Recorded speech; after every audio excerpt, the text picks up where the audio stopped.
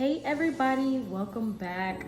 I'm so excited about this new series that starts today. It's called Breaking Bad Prayer Habits, part 1, of course. I'm coming out of Matthew chapter 26, 40 through 46 as the verses. So basically, this is what happens before Jesus gets handed over to the Pharisees and Judas gives him a kiss. So Jesus is praying. He's like, hey God, look, I know you're listening, God, but is it possible for me to not take from this cup and take from another cup? Jesus is praying that prayer literally and just heavily in the spirit. Next thing you know, he goes back to check on the disciples after the prayer that he prayed with God, and the disciples are asleep. He's like, Peter, are you awake?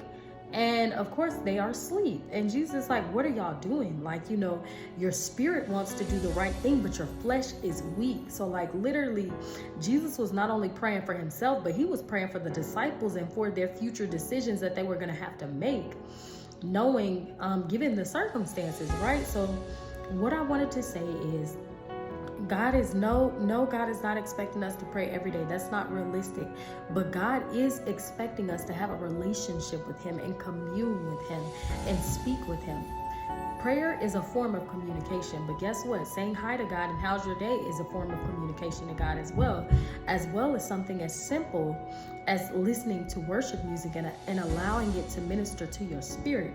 That's also communicating with God and communing with God, just sitting in his presence.